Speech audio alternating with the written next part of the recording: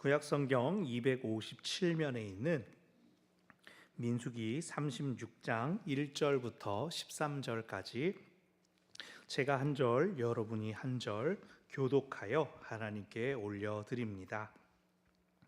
요셉 자손의 종족 중 므낫세의 손자 마길의 아들 길르앗 자손 종족들의 수령들이 나와 모세와 이스라엘 자손의 수령된 지휘관들 앞에 말하여 이르되 여호와께서 우리 주에게 명령하사 이스라엘 자손에게 제비 뽑아 그 기업의 땅을 주게 하셨고 여호와께서 또 우리에게 주에게 명령하사 우리 형제 스루앗의 기업을 그의 딸들에게 주게 하셨은즉 그들이 만일 이스라엘 자손의 다른 지파들의 남자들의 아내가 되면 그들의 기업은 우리 조상의 기업에서 떨어져 나가고 그들이 속할 그 지파의 기업에 첨가되리니 그러면 우리가 제비 뽑은 기업에서 떨어져 나갈 것이요 이스라엘 자손의 희년을 당하여 그 기업이 그가 속한 지파에 첨가될 것이라.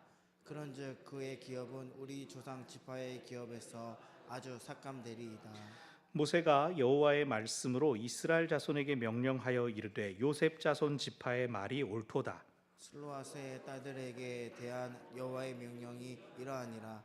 이르시되 슬로아스의 딸들은 마음대로 시집가려니와 오직 그 조상 지파의 종족에게로만 시집갈지니 그리하면 이스라엘 자손의 기업이 이 지파에서 저 지파로 옮기지 않고 이스라엘 자손이 다 각기 조상 지파의 기업을 지킬 것이니라 하셨나니 이스라엘 자손의 지파 중 그 기업에 이른 딸들 모두 자기 조상의 지파에 종족되는 사람의 아내가 될 것이라. 그리하면 이스라엘 자손이 각기 조상의 기업을 보존하게 되어 그 기업이 이 지파에서 저 지파로 옮기게 하지 아니하고 이스라엘 자손 지파가 각각 자기 기업을 지키리라. 슬로아스의 딸들이 여호와께서 모세에게 명령하신 대로 행하니라. 슬로브앗의 딸 말라와 디르사와 호글라와 밀가와 노아가 다 그들의 숙부의 아들들의 아내가 되니라. 그들이 요셉의 아들 므낫세 자손이 종족 사람의 아내가 되었으므로 그들의 종족 지파에 그들의 기업이 남아 있었더라. 함께요. 이는 여리고 맞은편 요단가 모압 평지에서 여호와께서 모세를 통하여 이스라엘 자손에게 명령하신 계명과 규례니라. 아멘. 민수기 마지막 장입니다. 창, 출, 레, 민 네 권을 쭉 달려왔네요. 3월이 되기 전에 마무리를 했으면 했는데 구정도 있었고 비전 트립도 있었죠. 이제는 한동안 수요일에 별다른 일정이 없으니까 다시 말씀과 함께 말씀 앞에 살아가는 우리 모두가 되기를 바랍니다. 아멘. 전에 말씀드렸던 것처럼 모세오경까지는 신명기까지는 쭉 이렇게 이어가려고 해요. 신명기까지 다 마치고 그 다음에 이제 신약이나 다른 책들을 갖다가 다시 여호수아 오려고 합니다. 우리의 생각은 이렇지만 은혜 주시는 분은 하나님이시니까 우리는 할 수 있는 대로 말씀 안에 거하시기를 힘써야겠습니다. 맨 처음 성경은 문서로 처음 기록될 때의 성경은 장절의 구분이 없는 그냥 통짜였습니다. 민수기 처음부터 끝까지 와르르. 그 안에서도 소리내어 읽는 사람은 깨달을 수 있는 서론이라든가 혹은 마무리의 에필로그, 부록 같은 그런 단락들이 존재했습니다. 나중에 이제 장을 나누게 되면서 전체 주제와 별도로 독립된 장들이 이제 오늘 본문 36장처럼 민수기의 부록 혹은 에필로그라고 할 수 있는 그러한 장으로 분리되었습니다. 이미 이 므낫세 지파 슬로브앗의 딸들에 대한 얘기는 27장에 나왔습니다. 27장에서 우리는 아들이 없는데 기업을 어떻게 받습니까? 라고 했을 때 딸들이 대신 받도록 하여라. 기본적인 원칙은 아들의 이름으로 기업이 분배되었기 때문에 딸들만 있는 집은 손해를 보지 않느냐, 그에 대한 대응이죠. 그런데 그 27장에서는 딸들이 아직 출가하지 않은 상황이었습니다. 근데 시간이 지나면서 곧 출가할 나이가 되자 그럼 그들이 상속받았던 기업은 어떻게 되느냐는 것이죠. 결혼하면서 남편에게 그냥 가져가 버리면 그 땅은 이제 남성 중심적인 그 사회에서 딱 그 아들에게 다 넘어가는 거고 남편에게 넘어가고 그러면 이제 아들 없는 집은 시집 보낼 때마다 기업이 사라지게 되는 것이죠. 오늘 본문은 그에 대한 추가적인 보충이라고 할 수가 있습니다. 27장에서 처음 기업을 분배할 때 슬로브앗의 딸들이 직접 모세와 회중 앞에 나왔습니다. 여인들이, 그것도 딸들이, 아직 출가하지 않은 여인들이 온 회중들 앞에 서서 아들이 없으면 기업을 받지 못하냐, 우리에게도 기업을 달라라는 의견을 밝히므로 아들이 없는 집은 딸들이 기업을 분배받을 수 있도록 허락이 되었습니다. 그런 다음에 오늘 본문 1절을 보니까 거기서는, 오늘 본문에서는 딸들이 이야기하지 않습니다. 누가 나옵니까? 므낫세 지파, 므낫세 손자 마길의 아들 길르앗 자손 종족들의 수령들이라고 해서 딸들이 아니라 딸들보다 높은 지위, 책임이 있는 족장들이랄까요, 지도자들이 나오는 겁니다.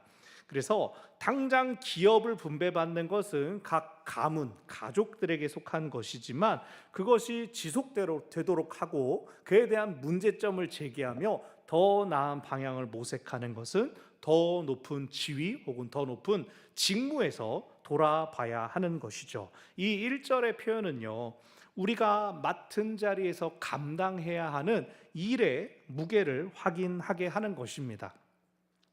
이제 또 노회가 가까이 오니까 선거운동이 시작하는 거예요. 어떤 목사님이 이제 출마하신다고 인사 겸해서 떡을 돌리신다는 소식이 들려왔습니다. 전 직접 들은 건 아니고 저에게도 이제 몇 분이 말씀하셔서 그 목사님 그렇게 하신다니까 연락 한번 드려봐라, 떡 주신단다, 이렇게 하시는 거예요. 그러면서 저한테 연락을 주신 목사님은 1시간 반을 가서 교회에서 받아왔다고, 이 목사도 가서 이제 떡 좀 받아오면 교인들 좋지 않겠어 그러는데, 아니 뭐 제가 떡 받아오는 건 어렵지 않은데 그걸 그렇게 말이 들어오는 게 조금 그런 겁니다. 이 떡 아무래도 이제 인사 차원이긴 한데 와서 떡 받아가세요, 뭐 이게 치장도 아니고.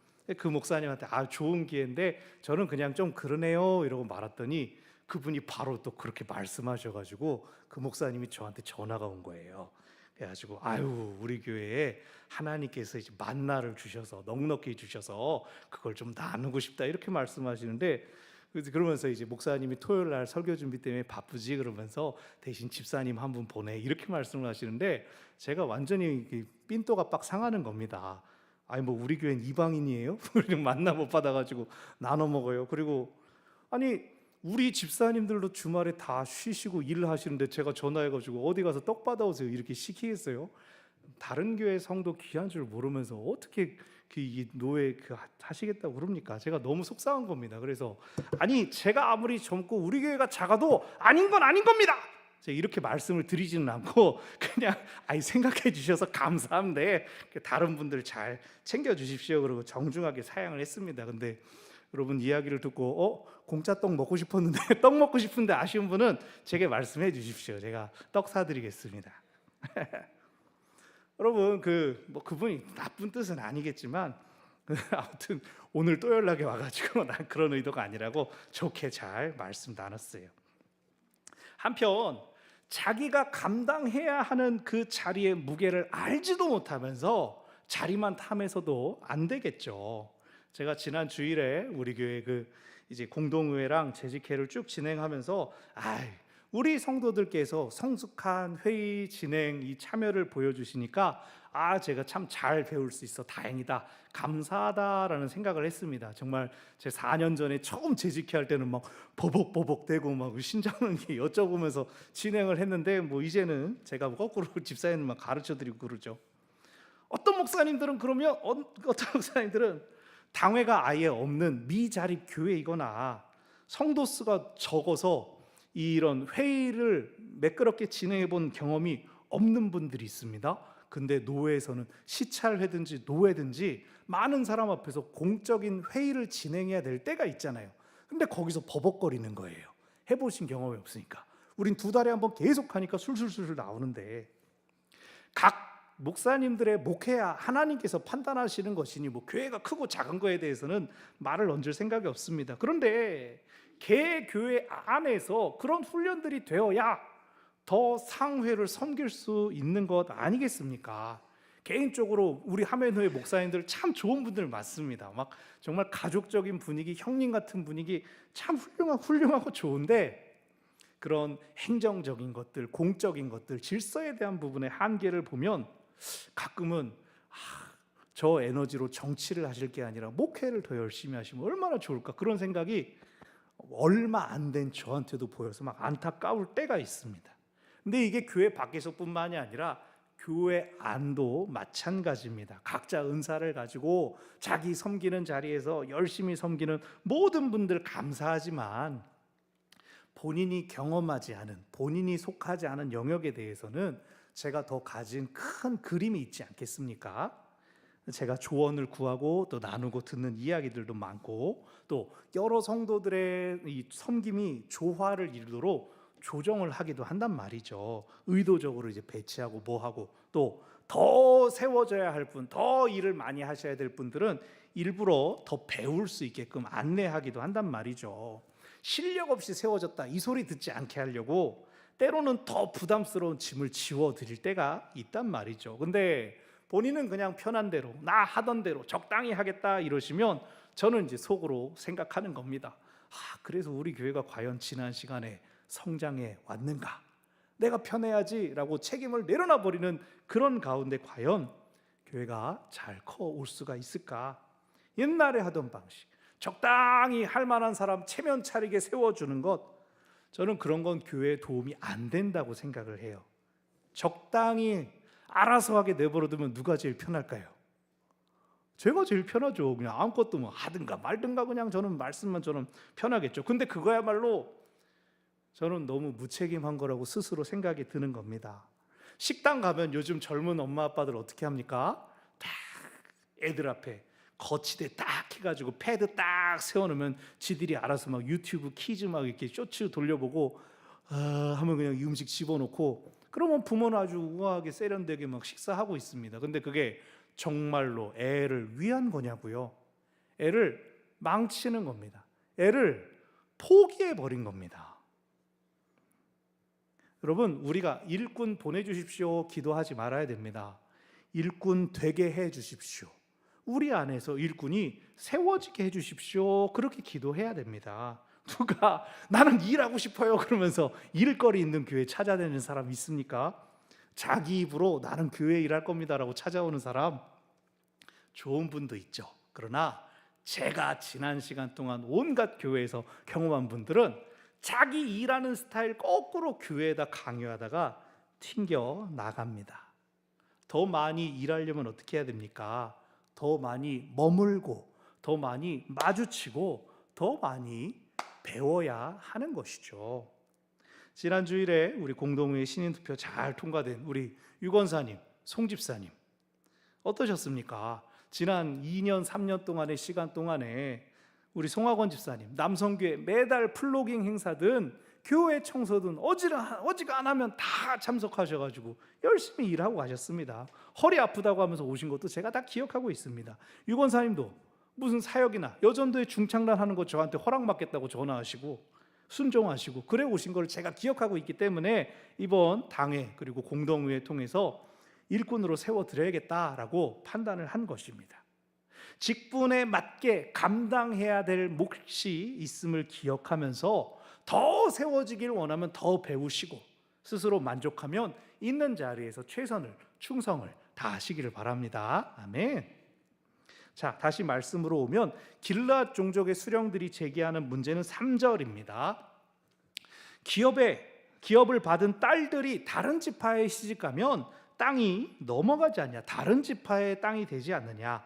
이것은 당시 아내의 재산이 남편에게 귀속되는 것을 반영한 현실적인 고민이죠. 그리고 4절에 하나 더, 희년이 되면, 4절 희년이 되면 그 기업이 남편 지파에게로 완전히 갈 것이다 라고 말하는데, 사실 이것은 어떤 학자들이 말하는 것처럼 아직 희년을 겪어보지 않으면서 미리 하는 과도한 고민입니다. 희년은 50년째가 되면 모든 재산을 원래대로 돌린다라고 하는데, 실제로는 이스라엘 역사에서 한 번도 시행된 적이 없는 그냥 토지 공개념의 이상적인 정신이라고 오늘날 학자들은 말합니다. 그냥 희년에 대한 언급은 좀 과한 것이지만 4절 끝에 그들의 기업은 조상 지파의 기업에서 아주 삭감될 것이다, 사라질 것이다, 우리가 분배받은 우리 땅이 줄어든다는 겁니다. 당시의 땅은 하나님이 주신 복으로 간주되었기 때문에 이들은 지금 내 거야 라고 욕심을 부리는 그 차원이 아닙니다. 주신 복을 잘 지키고 관리하는 것도 언약 백성의 의무이기 때문에 우리가 우리 일을 잘 하겠습니다, 하게 해주십시오 라고 요청하는 것이죠.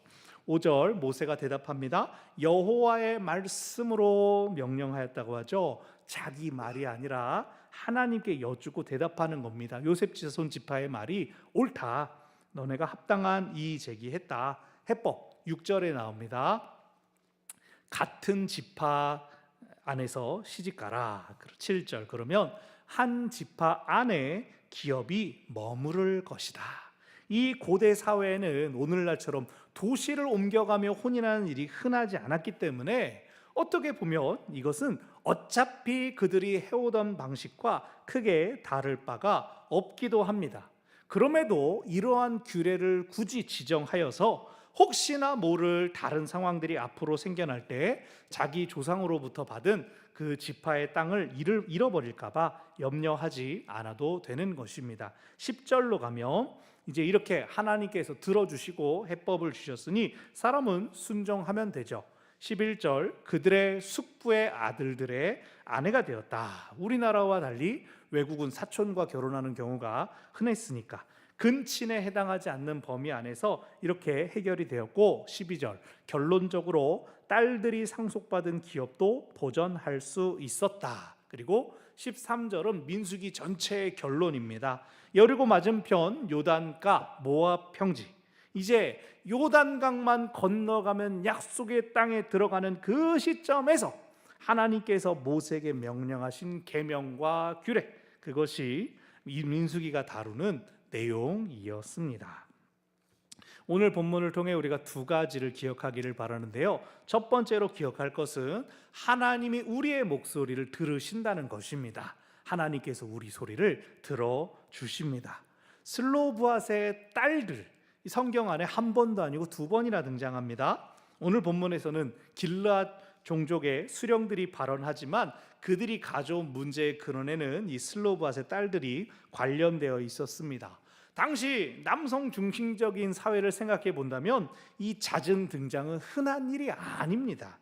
하지만 이들의 등장은 꼭 필요한 것이었기에 두 번이나 나타났죠. 아들을 귀하게 여겼던 풍조와 달리 모두가 원하는 대로 아들을 막 낳지는 못했기 때문입니다. 사람들의 인식이야 딸 많은 집을 어떻게 여겼는지 몰라도 하나님께서는 이 슬로브앗의 딸들의 목소리를 통하여서 아들이 없는 집이라도 기업을 받을 만한 길을 열어주셨습니다. 아들을 딸보다 귀히 여기는 그 사회 풍조를 뒤집고 바꾸시는 그러한 방법이 아니라 그 가운데에서, 그 상황 속에서 약자들을 돌보시고 배려하는 것이 하나님의 방법이었습니다. 그것이 27장에서 나타났고 오늘 본문에서 그뿐만 아니라 그렇게 열어주신 길이 그들에게 불이익으로 돌아가지 않도록 그들 가운데 생겨나는 추가적인 문제를 들어주시고 해법을 가르쳐 주셨습니다. 하나님은 참으로 사람에게 닥치는 어려움과 곤란을 들어주시는 분이십니다. 아멘. 오늘날 우리가 기도할 수 있다라는 것이 우리에게 얼마나 든든한 무기가 되는지 아십니까? 우리는 하나님이 계시다는 분명한 믿음을 가지고 기도하기 때문입니다. 자기가 믿는 신이 있는지 없는지도 모르고 그냥 정성이라도 쌓으면이라고 하면서 하염없이 비는 사람들 얼마나 많습니까? 우리가 산마다 어디마다 가기만 하면 그냥 돌탑 쌓아가지고 이거 높이 쌓으면 소원 이루어질 것처럼 오래된 나무만 보면 막 주렁주렁 줄 달고 리본 달아놓고 이미 돌아가신 조상들이 복을 주셔야 내가 잘 될 거라고 그렇게 믿는 사람들을 비하면 오늘 우리가 하나님께 주여 부르며 기도하는 것은 가장 확실한 문제 해결이라고 할 수가 있습니다. 오히려 우리 문제는 하나님 분명히 들으시는데 우리가 그 응답을 알아듣는 게 어려워서 우리 고민은 그거 아닙니까? 어떻게 하나님의 뜻을 알 수 있죠? 음성을 들을 수 있죠? 이것은 하나님께서 이미 계시다는 것이죠. 하나님은 모든 것을 아실 뿐만 아니라 우리가 아뢰는 것을 또한 들으시는 분이시니 우리는 기도하는 것으로 안심하고 만족하시기를 바랍니다. 여러분, 어린아이, 여러분 자녀들 키우실 때 아이가 아주 어렸을 때 엄마 아빠가 이렇게 말하면 그거 다 알아듣고 울음을 그치는 겁니까? 집에서 반려동물 키우는 분들, 동물이 개가 고양이가 한 3년 되면 진짜 말을 알아들어가지고 서 그러면 쓰고 앉아 그러면 앉습니까? 아니죠. 그냥 함께 있는 것으로, 부모님과 혹은 주인과 함께 있는 것으로 약속, 내가 받은 약속 이외에 평안을 받아 누리는 것이죠. 그 엄마의 음성이 아이를 진정시키고 반려동물들은 이제 주인이 원하는 바를 이렇게 눈치를 봐서 깨닫는 것이죠. 그러니 하나님께서 우리와 함께 하시는 것, 하나님께서 우리의 기도를 들으신다는 그 자체도 우리가 이미 만족하고 평안할 이유가 된다는 것입니다. 거기에 하나님의 해법은 우리가 기대하는 것 이상일 수밖에 없습니다. 이번에 비전트리 갔더니 애들이 목사님 오늘 뭐예요? 목사님 오늘 어디 가요? 네, 일정표 다 주고 설명까지 따로 다 했는데 그냥 그날 아침 되면 다 초기화돼. 오늘은 뭐예요? 어디 가요? 그러면 이제 오늘은 기차 타러 갈 거야. 오늘은 바다 보러 갈 거야. 그렇게 얘기하면 재미 하나도 없겠다. 뭐 이런 소리 하면은 너 웃기만 해봐라. 이러고는 막 그러죠.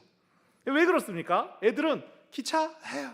자기가 생각하는 거 안에서 기차가 뭐가 재밌어? 바다 그냥 파도나 치겠지. 자기가 아는 한도 안에서 그게 뭐가 재밌을까? 그렇게 생각하는 것이죠. 그런데 여러분, 돌아오는 주일에 이제 저희 딸이 이제 영상을 만들고 있어요.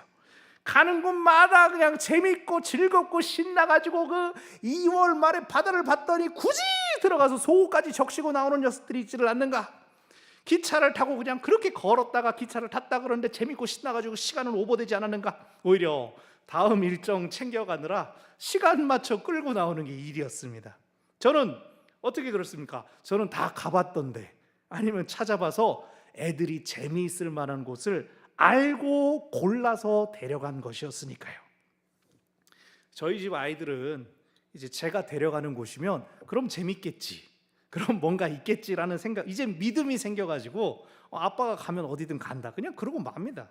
근데 이제 교육부서 친구들도 그러한 믿음이 생기기를, 올해 성경학교 또 무슨 뭐가 있을까라고 두근두근하면서 따라오게 되기를 기대하고 있습니다.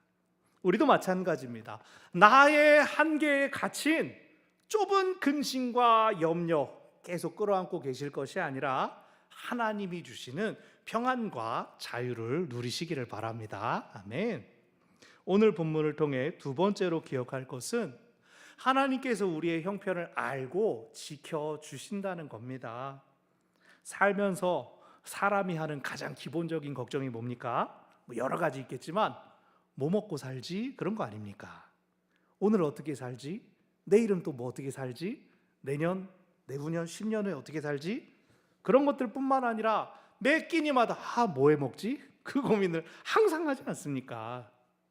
그 걱정을 아예 안 할 수는 없지만 제가 더 좋은 걱정을 소개시켜 드리겠습니다. 좋은 걱정? 어떻게 하면 하나님께 더 영광을 돌릴 수 있을까? 이렇게 걱정하십시오. 내가 먹고 살기 힘든 중에, 나의 문제들이 여전히 나한테 있는 중에 나 어떡하지? 그게 아니라 어떻게 하면 이 상황 속에서 하나님께서 기뻐하실까? 어떻게 하면 이 상황 속에서 하나님께 더 영광 돌릴 수 있을까? 그렇게 하면은 내 걱정이 내 걱정입니까? 이제 하나님께서 걱정해 주십니다. 저걸 어떻게 할까? 하나님이 우리를 위해 걱정해 주신다고요. 다시 말해서 우리는 하나님 일만 걱정하자는 것입니다. 하나님께서 나를 쓰시려면 내게 필요한 것들을 다 채워주실 줄 믿고 나는 하나님 일만 걱정하고 생각하면 그걸로 끝난다는 겁니다. 제 아들이 이제 독감 때문에 제주도 비전트리 못 가지 않았습니까? 그런데 이제 잘 다녀와서 야 찐이야, 너 가기 전에 뭐가 그렇게 걱정이 됐냐? 막 가기 전에 아이들 가장 걱정되는 거 써 있지 않았습니까? 너 가면 뭐가 그렇게 걱정돼가지고 걱정된다 써놨냐? 그랬더니 비행기를 타고 가잖아요. 비행기가 혹시 사고가 나면 어떡해요? 저는 그게 걱정이 됐어요. 이렇게 얘기를 하는 겁니다. 야, 너 아빠랑 차 타고 다닐 땐 걱정 안 되냐? 라고 했더니 아빠가 운전할 땐 걱정이 안 된다는 겁니다. 자기는 아빠 차를 타고 사고가 나본 적이 없으니까. 근데 비행기는 모르는 사람이 조종하니까 실력을 몰라서 걱정이 된다고 말을 합니다. 아들한테, 야, 교통사고가 비행기 사고보다 훨씬 많다. 아빠가 차 안에 있었던 시간보다 더 오랜 시간 비행한 사람들이 비행기 조종한다. 그렇게 설명을 해줬는데도 제 아들은 저만 아니까 그냥 저를 믿어주는 거죠. 사랑하는 여러분, 우리도 하나님을 안다면 하나님을 믿읍시다. 내가 걱정한다고 해서 내 걱정이 쪼그라들고 문제 해결됩니까? 걱정해서 문제 해결되신 분 나와서 간증 좀 해주십시오. 네, 그런 분은 유튜브 채널 따로 파드릴게요. 대단하지 않지만. 여러분, 어차피 우리 걱정은 뭡니까? 어떻게 될지 몰라서 걱정하는 거 아닙니까? 그렇다면 내 것이 아니라 하나님의 일을 걱정하는 것이 차라리 믿음입니다. 우리를 지으신 하나님께서 우리의 모든 형편과 처지를 잘 아시니 하나님을 믿고 신뢰하면 하나님께서 채워주시는 것을 경험하게 될 것입니다. 아멘, 아멘, 아멘. 말씀을 정리합니다. 자, 민수기의 큰 틀, 민수기, 백성의 수입니다. 영어로 넘버스. 민수기의 큰 틀은 40년 전의 인구 조사와 40년 후의 인구 조사입니다. 근데 그 40년의 세월 전이나 후나 하나님은 동일한 은혜로 그들을 지키시고 인도해 주셨습니다. 광야에서의 모든 기도를 들어주셔서 쓸 것이 떨어지지 않게 해주셨고 부족한 것이 없게 해주셨습니다. 그 하나님께서 여전히 함께 하시며 앞으로도 함께 하시겠다 약속하셨습니다. 오늘 우리에게도 우리의 기도를 들으시며 하나님의 방법으로 응답하시며 우리의 형편을 아시며 우리를 지키시며 보호해 주십니다. 약속의 땅을 향해 나아갈 때 지난 시간 경험한 은혜들은 약속이 되고 그 약속들은 반드시 믿음으로 돌아오게 될 것입니다. 우리도 받은 은혜를 기억하며 믿음을 가지고 약속을 향해